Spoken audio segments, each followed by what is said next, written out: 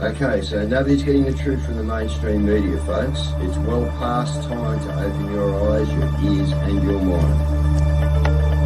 Do your own research because something isn't right here. And if you can't see that, you are not paying attention, folks. It's the opportunity to forge for ourselves and for future generations a new world order. A world where the rule of law, not the law of the jungle, governs the conduct of nations.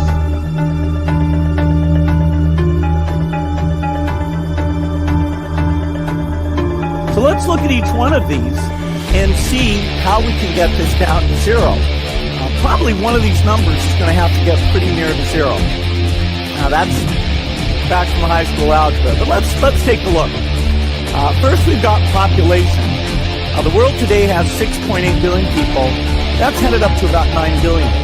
Now, if we do a really great job on new vaccines, healthcare, reproductive health services, we could lower that by perhaps 10 or 15%.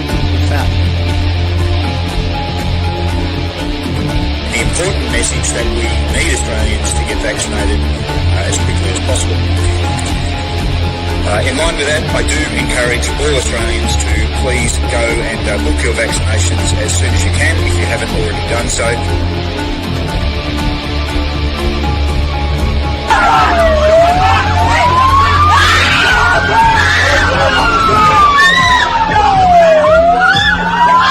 Emma, get away!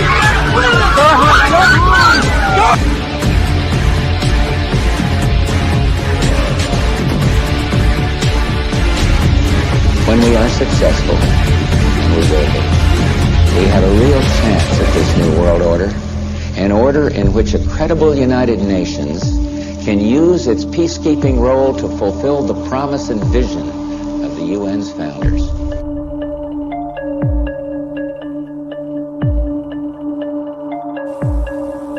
Okay, we need to stand up against this tyranny, folks. Stop giving away your freedoms and liberties, because the more you give up, the more these people will take until you have absolutely nothing left. That's their agenda.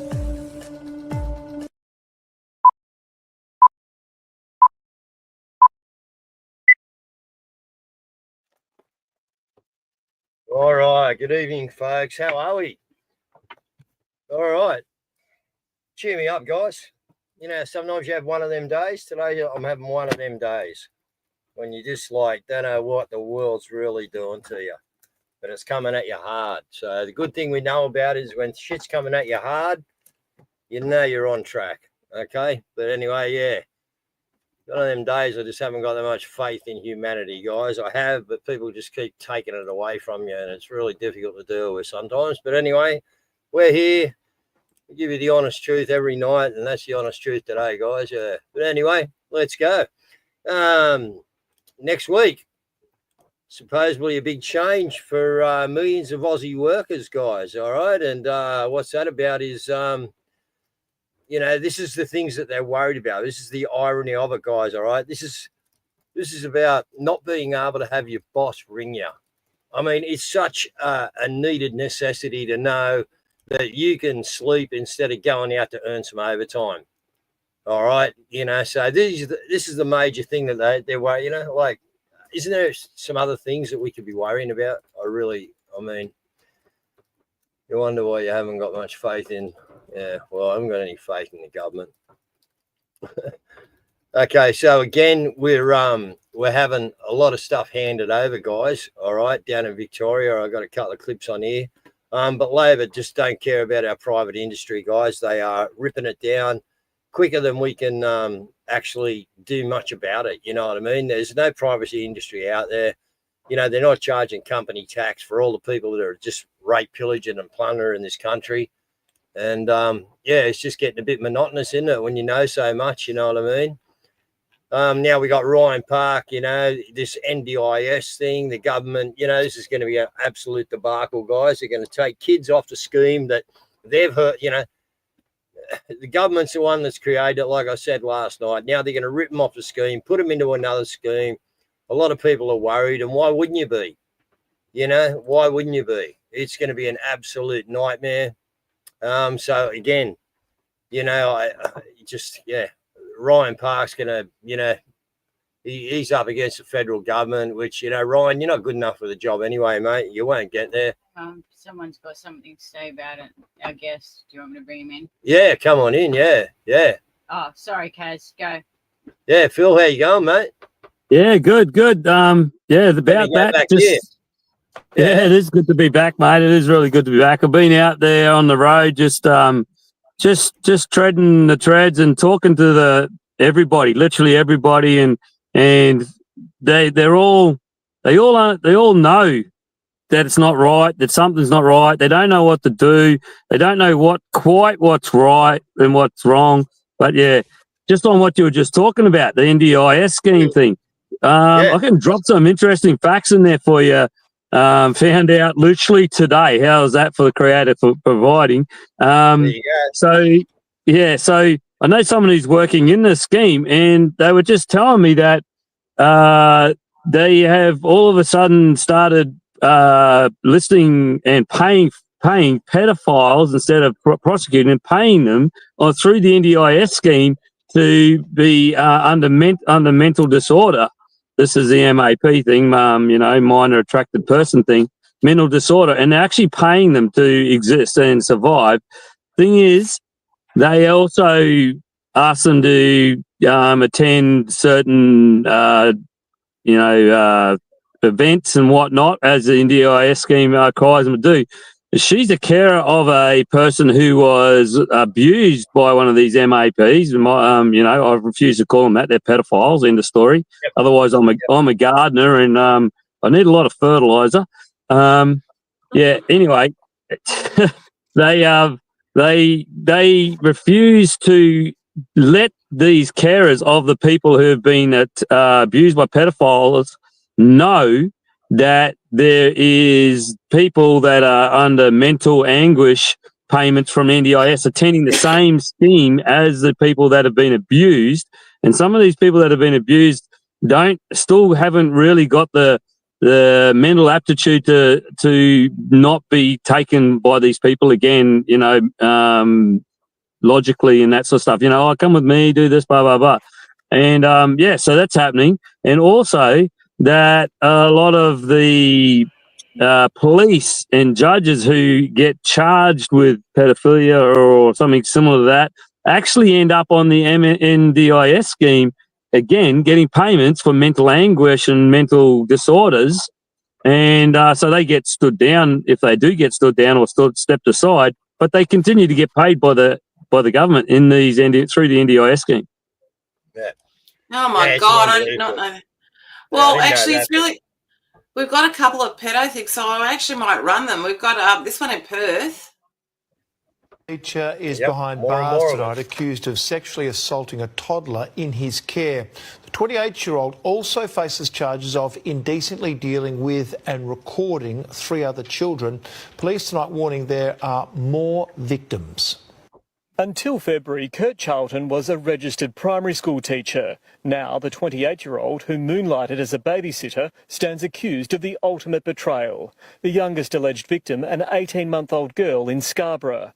A court today told Kurt Charlton provided a working with children check and police clearance to the toddler's father before sexually assaulting and indecently dealing with her as he took photos over a 4-month period. At an Alkimos home, the babysitter is accused of indecently recording a 4-year-old girl and her 6-year-old brother.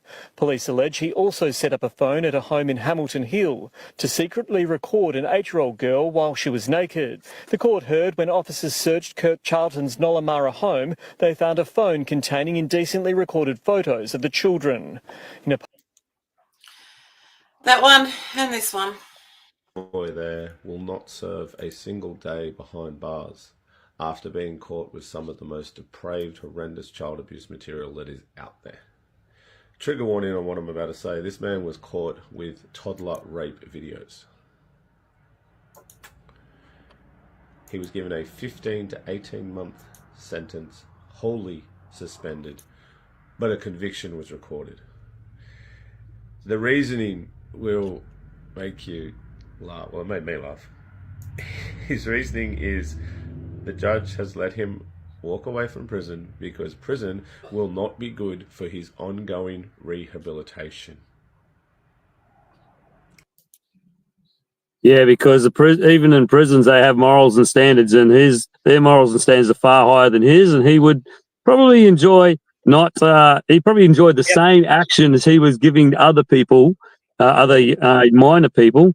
I need to do some gardening by the sounds of it. Yeah, and I've been in the big pen, guys, as you all know, and I'm telling you what, like in the main, it's a different thing. Out in those pissy little minimum security things, the screws in there. I told them one day at a meeting, actually, Phil, I said to him, listen, they're trying to boss me around and give me shit, and you know me, I've never changed, mate. And anyway, I says to him, listen, you guys, pull it up. I said, I fucking employ people on the outside, and as far as I'm concerned, a lot of you guys are unemployable. You know what I mean? And what they would do is and I told a story once about a guy in a wheelchair, you know what I mean? Had a bit of an accident. And anyway, when these pedos leave jail, and this was a long time ago, guys, this is back in 89, all right, they get wheeled out the front gate. They, everyone's there, yeah, good on you, you're a legend, you know what I mean? Rah, rah, rah. People like me get out, and it's just kick you out at 2 o'clock in the morning and let you, go up the road and make a phone call and find someone who can get you home. It's just incredible how the whole system, man, is just played towards. And I just thought that was a one-off case back then, all those years ago, thinking, oh, yeah, but no, it's not. It's just so infiltrated in our system. It's just disgusting, man. Well, it's really interesting, but I actually suspect there's these couple of stories. I think that there's some dots with regards to that, actually, because there's this girl here. Now, the girl allegedly stabbed her foster carer and stole her car to visit a horse therapy facility. But you kind of wonder, was there something else there? Was there something else going on? And what was going on? Because it just seems very strange, Now, you don't need to stab someone to take their car. They're not chasing you if they're on foot. No, that's why I thought it was very odd. And the other thing that was really odd as well, and I think I read this, and I'm wondering if there's not MK Ultra involved. And so what actually happened in this? What actually happened with this is this guy went into a childcare facility and started to stab himself. Yeah. And I wonder, because there was that situation where that shooter went into the church a couple of years ago in the USA, and they were all standing around him saying, man, we love you, we love it. And they could see that he was really fighting, like he was fighting the programming. And I'm wondering if he got in there and realized, and the only answer that he had was to actually take it out on himself. Because take himself out, full stop. Take himself out. And that's because it's a really strange story to read. It's very strange. And the interesting thing is in the story, it hasn't written that he was saying anything or anything like that. And that's what I was looking for. I thought, there's got to be something here. What was he saying, and why did he do that? Another one on the pedophiles being caught out. There's one recently, I think it was WA, but I'm not 100% sure on the location. There's a magistrate who's been charged with pedophilia and several accounts of pedophilia, and he was awarded bail because he had booked a holiday that was very expensive. That's what his magistrate said. Yeah. That's handed down. And where was the holiday to, Phil? The Philippines, bro. Yep, where they do all that sort of disgusting stuff. Yeah, so yeah, and let off to come back when is he coming back? Don't be silly, he's not coming back. Anyway, we are getting a few taken down. They might be small fish, but it's getting out in the public, and it's awareness, Phil, and that's what we've always been after, mate. Is to get this stuff on this trip, mainstream, and we are now seeing that happen. Yeah, on this trip, I've seen "Did you know" stickers. As that one of our former prime ministers was a pedophile and has been accused of pedophilia. Exposed at 28, written just about every couple of 100 kilometres all the way across this country, up and down, left and right, wherever I've been. It's just like, holy shit, this is really getting some traction. No wonder they're ducking for cover. Oh, they're ducking for cover, all right. You're going to love this. Now, we had the hit piece through the week. Now the ABC has written us a little report on it. So the sovereign citizens threaten safety, stability of society. West Australia Chief Justice Peter Quinlan says. Now, very interesting. He's very concerned. We're getting all of these stories now. But I think that I managed to... Did you want to comment on that? Because I think I might have managed to tie something else into it. Yep. Yeah, I'll let you know. I watched that last night, the Four Corners one on that from the ABC. Obviously, they neatly shoved in there a case between a lady and her husband. She is supposedly a sovereign citizen, which I have met her. She does not claim to be a sovereign citizen at all. And they said that she, threatened to come and get the kids and abduct the kids and all this sort of stuff. I happen to know and have seen the court order, which was ordering him to give the kids back to her, and he didn't follow that court order. Did they mention that? No, they didn't mention that. He was the one actually going against court orders and not allowing her to see her kids. They said, she was arrested for stalking and a breach of an AVO. Nothing to do with any of that particular case of him versus her. It was a completely other thing. It was actually the police charging her for stalking when she was literally communicating with the police prosecutor for her case. And they charged her with stalking for sending too many emails as part of this new digital stalking thing. She sent too many emails, so they got her for stalking, and then they put an AVO on her. And then when she turned up for court, that's when they arrested her for the breaching AVO because she was too close to him. Actually, I think it was. Anyway. Unbelievable. It's just, look, it's a clown show. And, the thing is that, they've got all these judges now, these justices that are issuing warnings. But this is what I think they're going to do, because I know that they've had a lot of trouble trying to pin down the people that are very savvy with their law.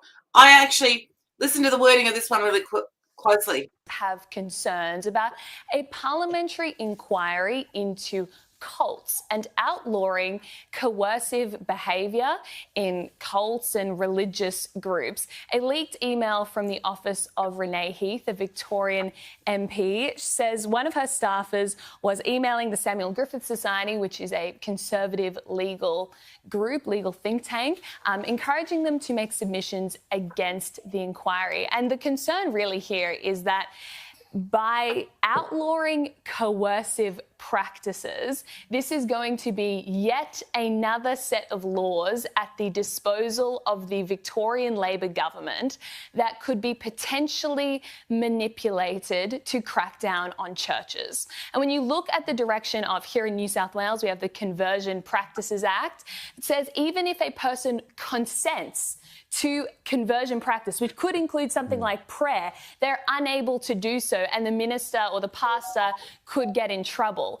So I understand the anxiety here. Anytime you're handing over power to the government, especially when it comes to faith and the operation of churches and religious institutions, that's dangerous. And the staffer in this email warned, we risk creating an idea of state-sanctioned religion rather than just let churches exist and operate. So no one agrees that coercive behaviour is okay. The problem is who defines coercive behaviour and how. So the committee are talking about examples of coercive behaviour would be where you use a social event to build rapport with people you're trying to recruit. Yeah, well, that's obviously... every union does that. Every sporting club does that. You're going to outlaw that. The promising of higher knowledge. Well, every religion holds out the promise of higher knowledge. Higher knowledge. What do our people have in abundance? High knowledge. High knowledge. Yes, that was very interesting. That's actually very interesting because you notice on that hit piece that ABC did, they brought up the trains. And originally, remember, they called it a sovereign citizen group, and then we just absolutely destroyed their narrative and pulled apart their whole operation. And they changed it to an extreme Christian minority group, and they actually said that again on that hit piece. So that would, because I believe that I'm sorry, but there's a whole lot of scenarios that events and stuff that are happening right now. And I think it actually, this ABC Four Corners thing is tied into a young person who put a call out, and then the scenario that's followed on, including certain people not taking a role, and other people wanting to take a role, and other people moving dates to suit themselves instead of the other date. And I believe these are all tied together, including that the fact that they use a Christian minority group wording in ABC hit piece. Mm. It's interesting. What I found really interesting is they were desperate to try and tie the Freedom Family or the Freedom Movement, which are always believed in peaceful resistance, peaceful change, peaceful They had to go protest. to America to get anywhere that was violent, that was America? involved. Yeah. America 15 years ago. Yeah, but they had to actually go there to get anything that was violent. And then the trains, and then they ended up saying, "Oh, but they weren't sovereign citizens." So at why the did you bring end them of up? that, yeah. Why did you bring them up? You wanted to try us to violence, didn't you? Yeah, and interestingly enough, when they interviewed Kush, he did a really good job. They literally didn't have anything that they could complain about Kush. So, he spoke really well. And then Johnny Q, the best they got out of him was, "Oh, mate, you got found guilty on your five charges." And Johnny's comeback was brilliant. You never lose a case, you only ever learn. That was their best efforts, ABC, to just make us look bad. Well, they need to go looking for where the real cult is. It's actually running our government. We can expose a cult for them. And on that, let's look at South Australia.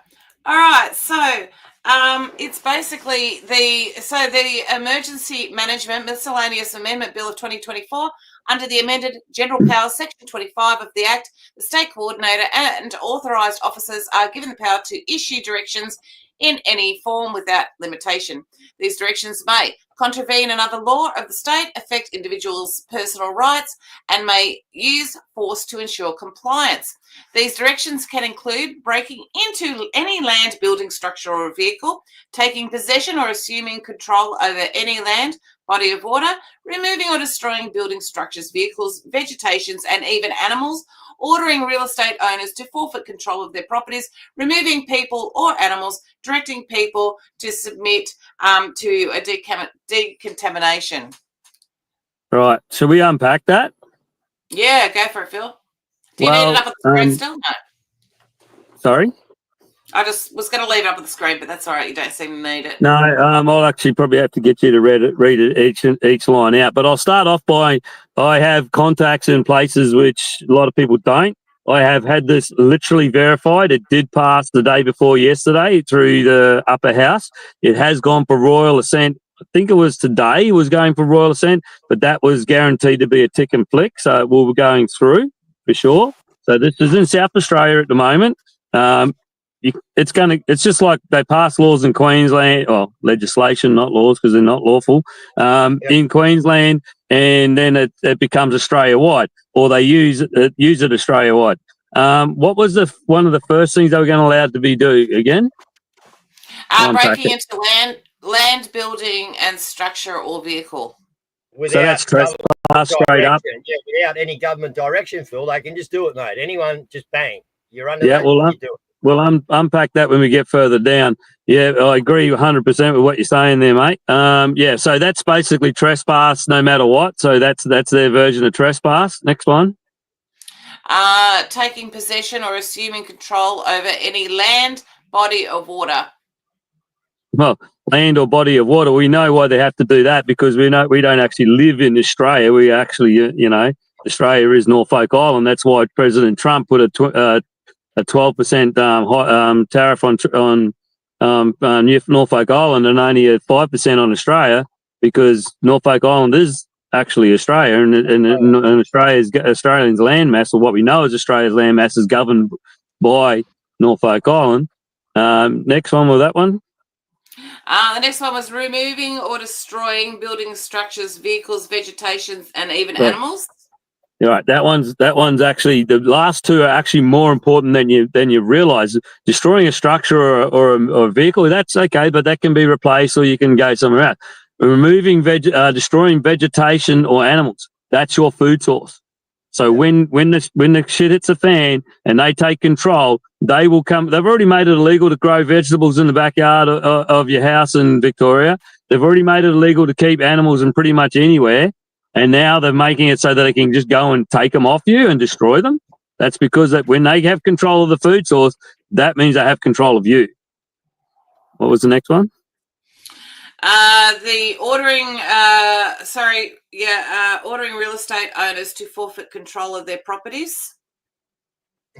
We know that they don't own the properties anyway. No one truly owns property anyway. We're only ever custodians really of land or whatever. The rock was there long before I existed, before the person before me existed. The rock's always been there. But that's just another way of them claiming ownership. And this is where you will own nothing and be happy, and they'll take everything off you and give you the right to use it, basically. What was the next one? Removing people or animals. Just abducting people. They've been doing that for a long time. Doing that for a long time, yeah. And they'll be using the animals. Actually, they've had a lot of they're really good at it. Yeah, they're very, very good at it. And taking animals, it'll take people's, their care animals. And some people are very, very attached to their care animals as part of their family, and fair enough, because they do become part of your family. And also taking animals to feed other people that fit in their group and under their control. So that's where that one goes. What was the next one? Directing people to submit to decontamination. Yeah, well, that's easy. So that's just locking you into quarantine facilities, which we still remember. We got all those brand new ones built that virtually didn't even get used. Go flip right back to the start, and and just have a quick read of the first bit again, where something about their officers and. So under the amended General Powers Section 25 of the Act, the state coordinator and authorised officers are given the power to issue directions in any form without limitation. These directions it says something about emergency powers, I think, from memory. Emergency Powers Miscellaneous Amendment Bill 2024. Right. So remember we signed on to the WEF, emergency response bill or something like that it was called. And it actually, when we signed on to that, if you read into that, it says it gives them powers to declare an emergency. So and then if you have a look, if you go into the WEF website and you look through their stuff, what they class as a authorised officer is anybody that they appoint. Now, in that bill, it actually says they don't even need the authorization of our own government. So even the people that just brought this out that are not necessarily working for us, if we manage to get one or two people in there that might try and work for us to a certain degree, they don't need their approval to declare an emergency. So they can use emergency powers. And it's the same wording, emergency powers. And they then authorized officers can come in and carry out this bill that they've just put through for them. So you got to realize that this is not just a small thing that the government can do. This is now the WEF and the WHO, because it was part of the what do they call those things, viruses or whatever they call pandemic bill. That's the word I was after. It's all part of that. So this is not a very minor thing that they've brought through here. This is very major. Yes, it's only South Australia at the moment, but it'll go Australia wide, like we know. But that is the key to that thing, is that it doesn't even have to come from our politicians. It can come from those that say one world government. That's what they're trying to do. They're trying to just create this one world government. That's my unpacking of that. That is my unpacking, and several other people. We've been talking about this for the last 3 days. It's been a very hot topic for me and a couple of other people. We've been keeping our eye on this one really closely with that WHO thing and WEF thing. It's very big brain tank. I've just smashed that bill out everywhere I possibly could, shared it to everybody, because even the normal people normal people that I've shown this to have gone, what? They can't do any of that. So this is a big one that we can help get the normies on our side, or the people that are right on that cusp that just can't get what's going on. It just kicks them over the edge really well. Well, there's something I do want to ask you about too, Phil, and that is we're seeing a lot of these parks being closed. Now, there's this one here. So Australians are excluded from large parts of Victoria under new native title ruling. Have you been seeing that a lot of that as you are going around? In the last 3 and a bit months, I've done 17,000 kilometres. You don't do 17,000 kilometres without going past a few things. For those people that know me, I used to work in the mining industry, both on the west and on the east, and up north and a little bit south, but not too much south, only about as far as Newcastle. And I have noticed that at the same time as talking to people, I've just been checking places out, the common Australian attractions and that sort of stuff.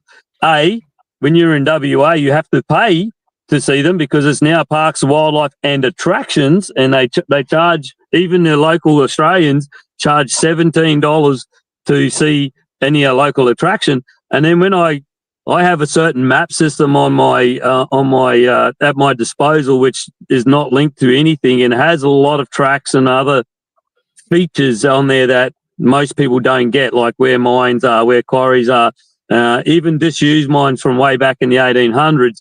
And I'm finding that a lot of these new areas which we're excluded from, which are either native title, unnamed reserves. I found a really high amount of unnamed natural resource reserves in and around, I mean, right in the middle, as little square or whatever shape it happens to be, in a national park or in a native title area. And you'll notice if you go into these attractions, they go like, come over here and look at this. Come over here and look at that. Come and look at that. Don't look what's down here. And while you're there, and there, you cannot fly your drone. No flying drones in the national park.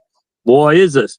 One instance in the NT, some months back, I decided to go and look at a certain attraction. There was a place you could go to view this attraction. And I yeah, that's cool. And I went there and looked at it and went, yeah, you can't really see it, a fair distance away. So I looked on my map system and, there is another track around the other side of this attraction that you can go and have a look at this attraction, which appears to come a little bit closer.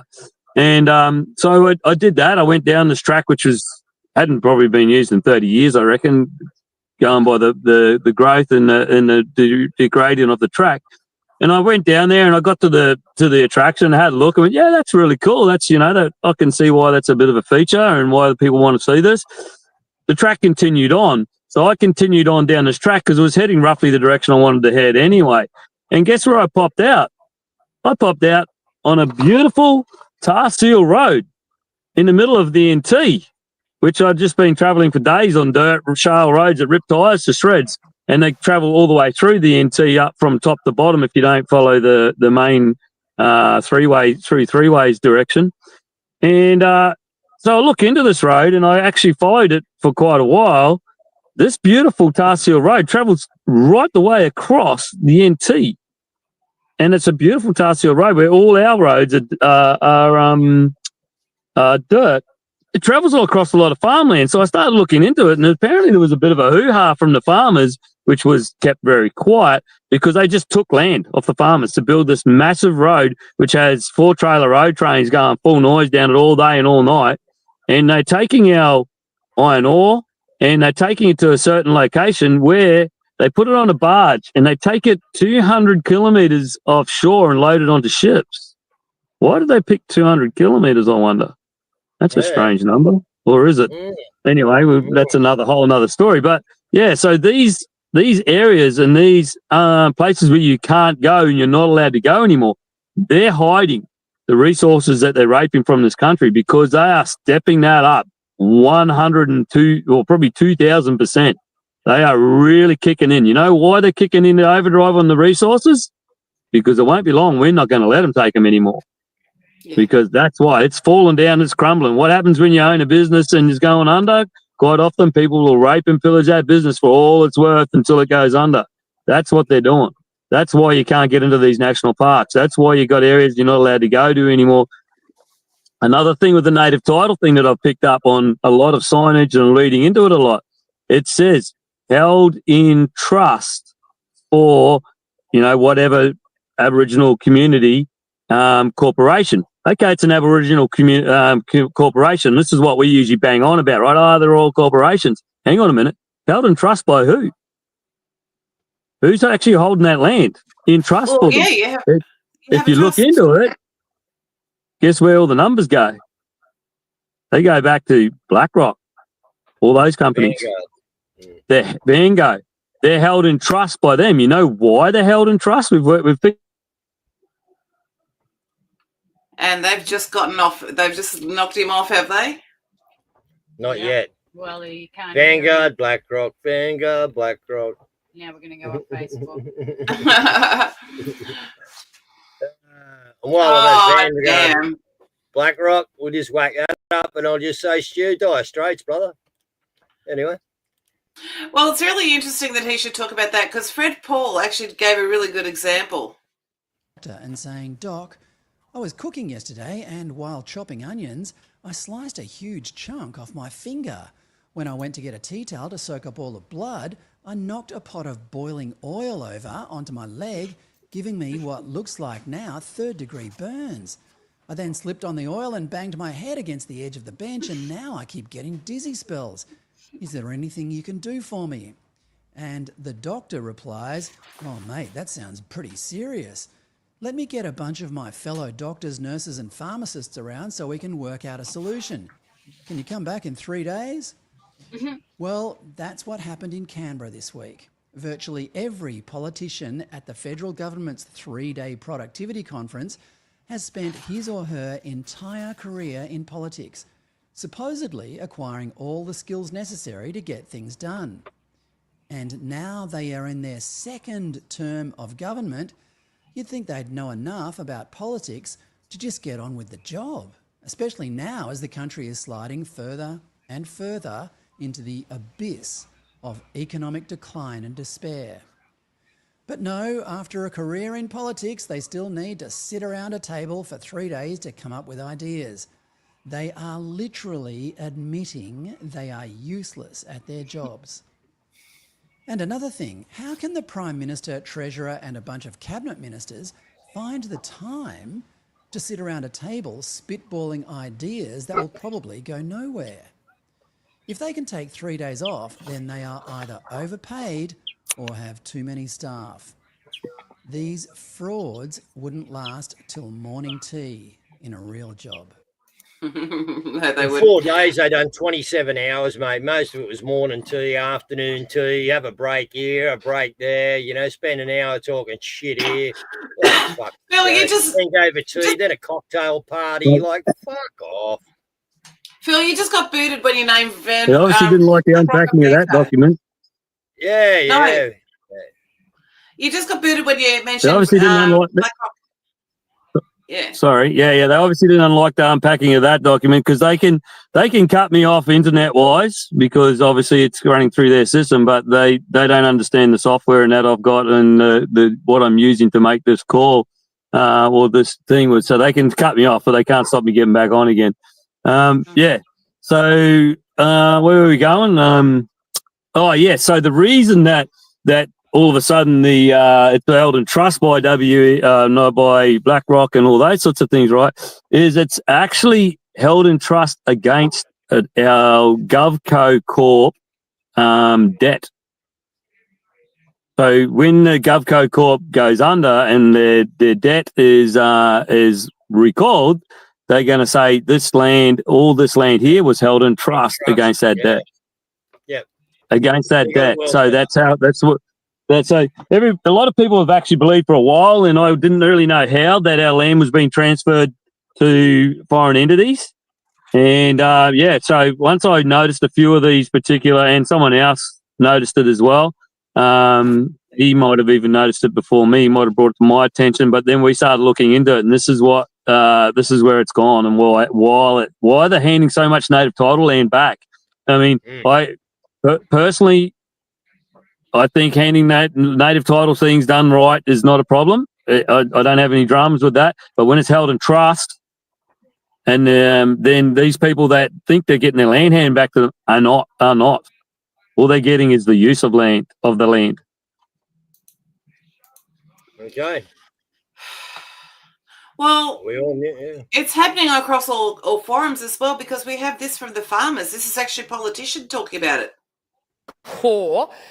This is nothing more than a hostile takeover of Victorian farmland disguised as energy reform.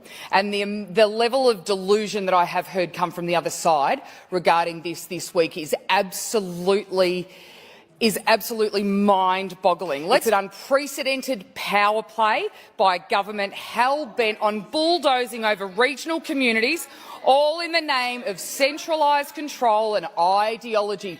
Welcome to the Socialist Republic of Victoria, Acting Speaker. Go, Phil. Sorry, guys. I've been recently. I don't know. I've been investigating living off grid a fair bit. I've been doing quite a bit of foreign country. I just came back from Mexico about 5 months ago, maybe 6 months ago, and some other places as well. And I actually went to a lot of places, and I found a lot of stuff happening. And I was talking to people over here, and one of them was a valley in India where they just started building a dam. Anyway, they're going to flood out like 3 villages and their rice paddies and all where they made all their food and that.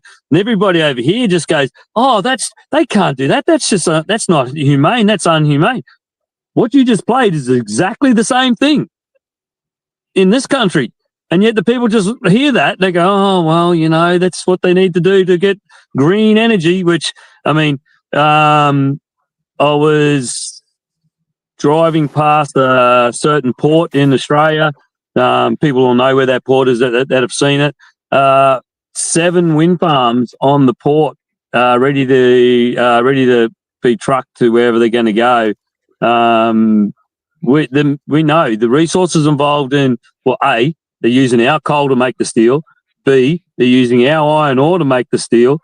And then they're shipping it overseas with thousands of tons of fuel in these ships, and the tons of fuel which are used to get it out of the ground. Neither of those two things have pollution equipment on them. Not that I believe in change. I don't believe in climate change and all that sort of stuff. But I mean, they always pushing this bullshit pollution thing. That's why we got to green energy.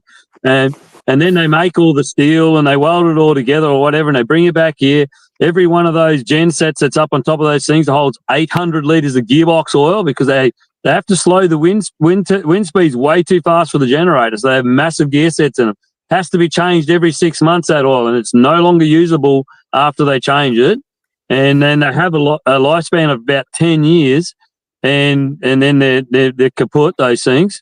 The blades are not recyclable yet. They're still burying them. They're trying to work out ways to recycle them. Good on the people that are trying to do that, because it's something that has to, you can't just go around burying everything forever. Eventually you're going to end up digging a hole with something else already in it. And yeah, it's just like these things are all happening here. They're just taking that land. They're destroying thousands of kilometres of bush. They need it for those blades because they're so long. And I worked in the trucking industry as well. And we actually the company I worked for did transport a few of those blades. So I know what I'm talking about here. They need a very wide road to get those things up into those things. And it's usually 300 to 400 metres wide, their road. For kilometres after kilometres through the bush, because these things usually end up on top of a ridge line somewhere, which is usually a bush ridge line, not always a farm ridge line. And so that's why they're stealing land. And then people see this sort of stuff like that one you just said, and they go, "Oh, well, that's what we need to do to get green energy or whatever." But then when they see the India building these dams that are going to wipe out five villages, hang on a minute, the food that the farmers are making, that's feeding us. That's feeding them.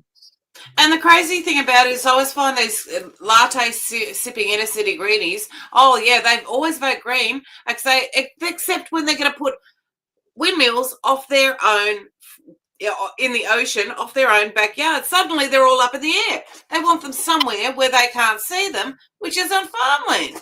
It's just like, What are you going to do? You're just going to eat nothing. Eat nothing. Well, we know that the electrical energy EMFs coming off these things affect wildlife considerably. The noises, they affect sea life considerably.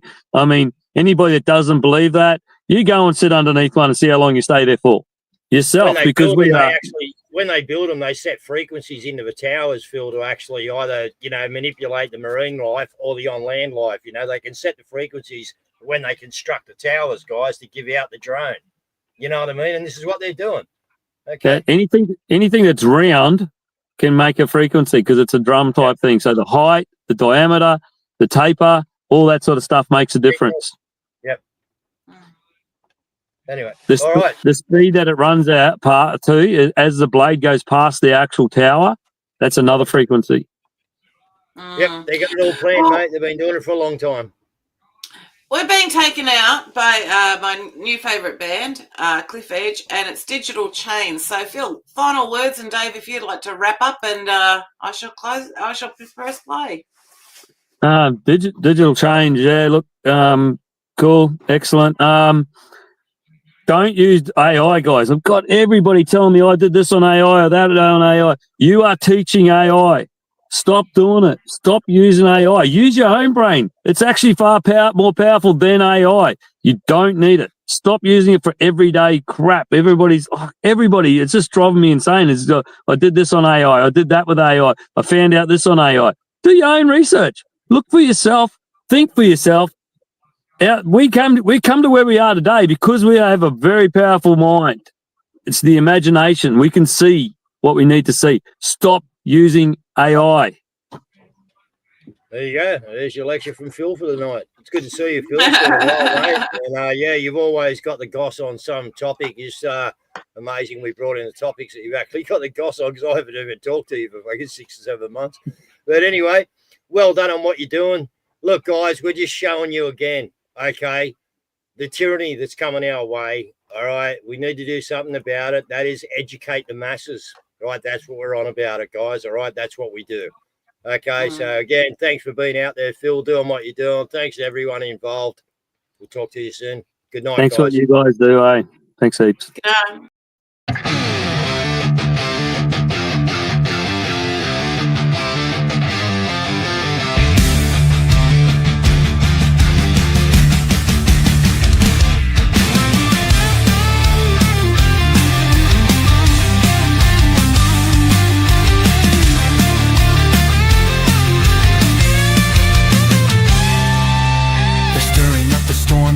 Every mind screaming about pandemics every single time. The common cold disguised as something more. We've seen these games before, knocking at our door. In the guise of safety, they tighten the rope. A pandemic plotted, pulling down hope. We're caught in digital chains, under watchful eyes and heavy rains. Control the currency, control the storm. Freedom's fate as they want more. Rise against the tide, break through the frame. Fight for tomorrow, don't play their game.